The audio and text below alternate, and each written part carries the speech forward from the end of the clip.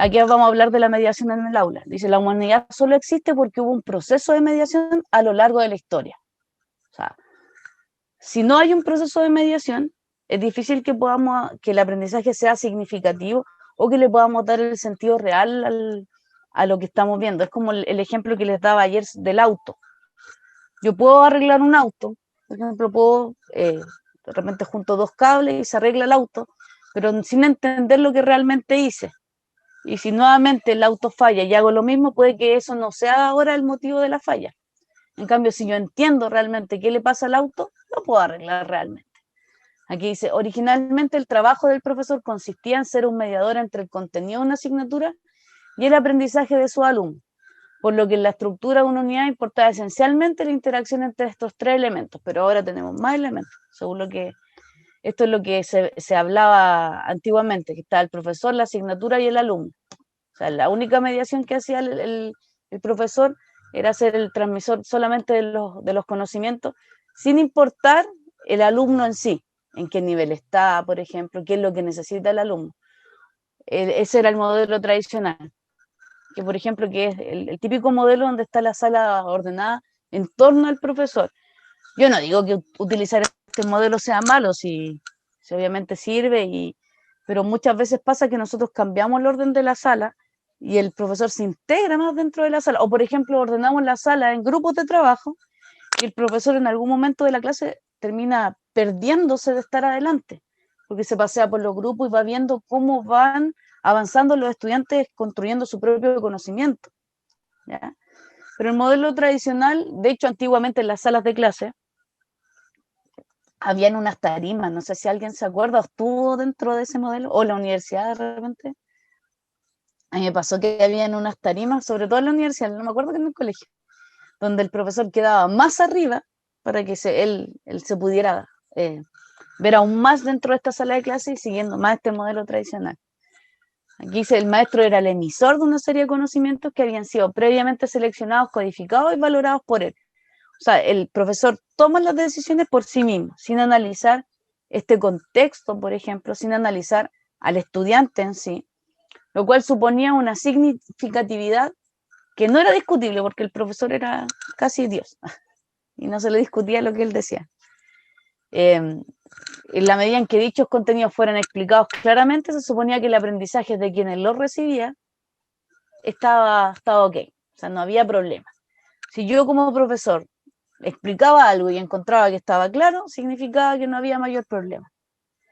Pero ¿qué fue ocurriendo con el tiempo? Fue apareciendo el alumno, fue apareciendo el estudiante con sus características, su forma de aprender, sus debilidades, sus limitantes, y fue apareciendo principalmente el concepto de aprendizaje de manera diferente, ¿ya?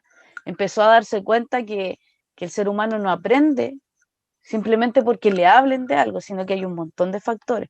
Y eso también surgió a partir de la neurociencia y estudiar el cerebro, darse cuenta que en el aprendizaje influyen muchos factores.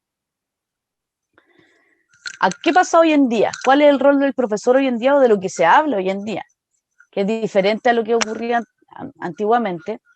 El profesor no tiene como una tarea transmitir información, sino ser un puente, ser un agente, como decía. Existe un concepto que me gusta, a pesar de que la teoría habla de agente, que es el concepto de facilitador. El profesor se vuelve un facilitador, ¿ya? O sea, más allá de también principalmente estar en medio, es aquel que facilita para que el estudiante pueda construir su propio aprendizaje.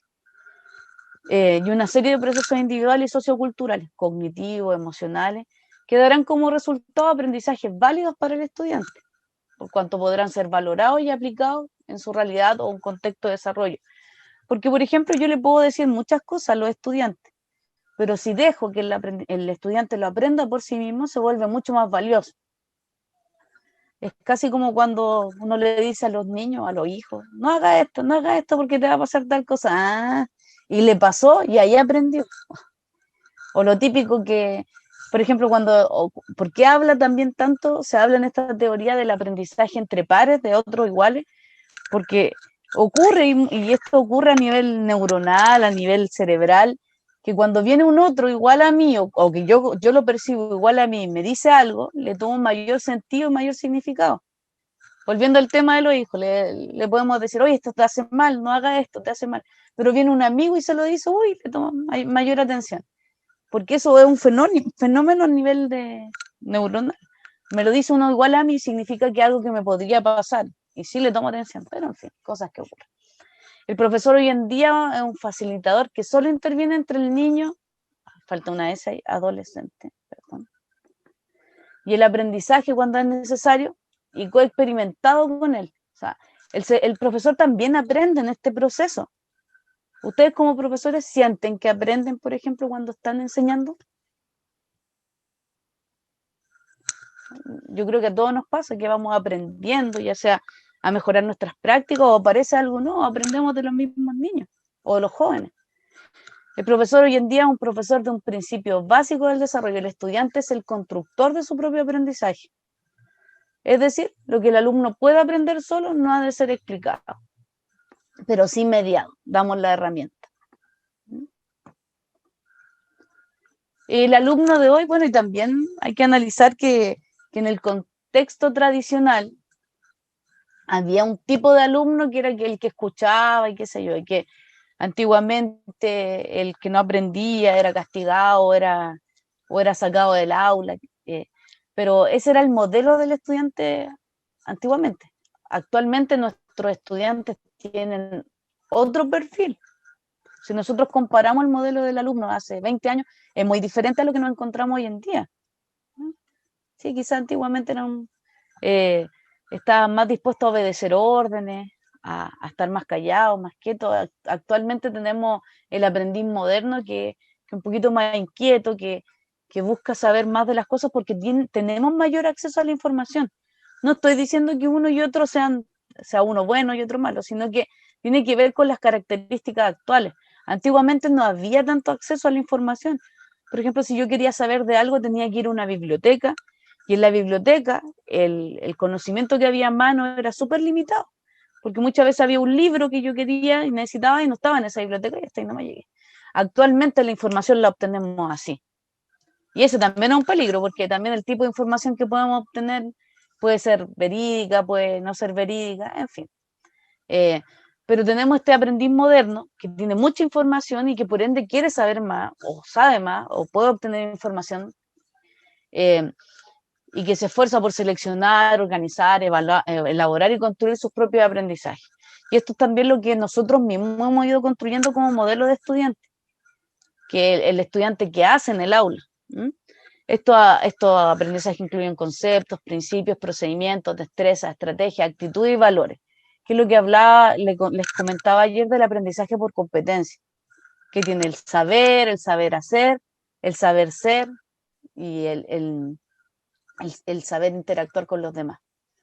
En síntesis, bueno, el profesor mediador aporta en el desarrollo de la acción más autónoma. O sea, nosotros somos los mediadores para que el mismo estudiante se vuelva más autónomo. Claramente no, un desafío fácil, y vamos a ir analizando algunas estrategias. El que un estudiante logre la autonomía, el ver un estudiante autónomo significa que detrás de eso hubo un profesor que realizó todo un proceso y que no necesariamente tardó 2 clases, no necesariamente tardó un mes, tardó un semestre, pudo haber tardado años para que ese estudiante llegara a ser autónomo.